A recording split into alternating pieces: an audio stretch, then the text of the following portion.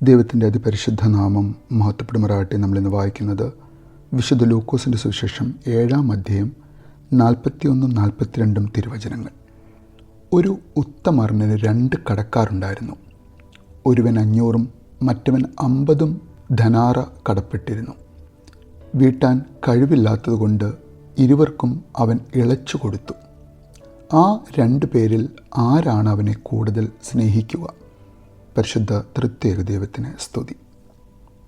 ഉത്തമർണൻ ഒരു സംസ്കൃത മലയാള സമാസപദം. ഉത്തമ അർണൻ ഉന്നതപ്പെട്ട, പ്രധാനപ്പെട്ട എന്ന മലയാള വാക്കും അർണൻ എന്ന സംസ്കൃത വാക്കും സംസ്കൃതത്തിൽ കടം കൊടുക്കുന്നവൻ എന്ന പദം. ഇങ്ങനെ ഒരു മലയാള പദവും സംസ്കൃത പദവും മിഷണറിമാരുടെ കാലത്ത് പഴയ മലയാള ബൈബിൾ വിവർത്തനം ചെയ്തപ്പോൾ ക്രെഡിറ്റർ എന്ന പദത്തിന് ഉപയോഗിച്ച പദം ഉത്തമർണൻ. ആ സ്ഥലത്തെ പ്രധാന പണമിടപാടുകാരൻ, വലിയ കടം കൊടുക്കുന്നവൻ. ഈ ഉപമയിലെ ആ വലിയ കടം കൊടുക്കുന്നവൻ വളരെ ദയാലുവായിട്ടാണ് നാം കാണുന്നത്. 2 പേരോടാണ് ആ പണമിടപാടുകാരൻ ഇടപെടുന്നത്.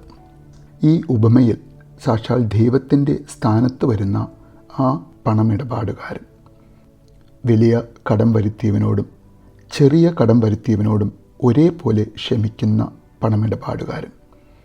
എന്നാൽ ആ 2 പേരിൽ ഏറ്റവും നന്ദിയും കടപ്പാടുമുള്ളത് വലിയ കടം മാപ്പായി കിട്ടിയവനാണ് എന്ന് പറഞ്ഞു തരുന്ന ദൈവം യേശു.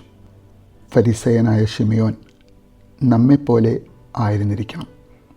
സ്വയം നന്നായി നടക്കുന്നു എന്നും ആരുമായും വഴക്കിനൊന്നും പോകാതെ 1-2 അതിലധികമോ നേരം നമസ്കരിക്കുന്ന, വലിയ സ്നേഹമാണ് ഞാനെന്ന ഭാവത്തിൽ നടക്കുന്ന, എന്നാൽ നമ്മുടെ യഥാർത്ഥ മുഖം, മനസ്സിൻ്റെ ചിന്തകൾ, നമ്മുടെ സ്വന്തം മാറിടത്തിനകത്ത് നാം മാത്രം കാണുന്ന വിധത്തിൽ ഒളിപ്പിച്ച് നടക്കുന്ന, നമ്മുടെ ഹൃദയത്തിൻ്റെ ഉള്ളിൽ സ്നേഹവും നന്ദിയും കടപ്പാടും ആത്മാർത്ഥമായ സ്നേഹം വറ്റിയിരിക്കുന്ന, നാം ഓരോരുത്തരുടെയും പ്രതിനിധിയായിരിക്കുന്ന ശിമയോൻ എന്ന ആ ഫരിസേയൻ, സ്വയം നീതിമാനാണെന്ന ലേബൽ ധരിച്ച് നടക്കുന്ന ഒരു നല്ല ഫരിസേയൻ.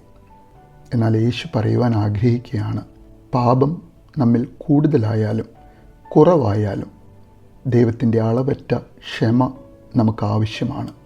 ക്ഷമിക്കപ്പെട്ടവരുടെ ഹൃദയം ദൈവത്തോടുള്ള വലിയ സ്നേഹത്താൽ നിറയും. സ്വർഗീയ സമാധാനം കൂടുതൽ അനുഭവിക്കുന്ന വിധത്തിൽ കൂടുതൽ കടം, കൂടുതൽ പാപം മാപ്പായി കിട്ടിയവനാണ് ഞാൻ എന്ന നന്ദി കരയേറ്റുന്ന എൻ്റെ ഹൃദയവുമായി അളവറ്റ ദൈവിക സ്നേഹം അനുഭവിച്ച് ആ ദൈവിക സ്നേഹത്തിൻ്റെ 10 മടങ്ങ് മറ്റുള്ളവർക്ക് തിരിച്ചു കൊടുക്കുവാൻ സാധിക്കുന്ന ഒരു വ്യക്തിയായി ദൈവം നമ്മെ മാറ്റുവാൻ നമുക്ക് ആ ദൈവത്തിനോട് ആവശ്യപ്പെടാം. അതിനായി നമുക്ക് ആഗ്രഹിക്കാം. നല്ലൊരു ദിവസം നേരുന്നു.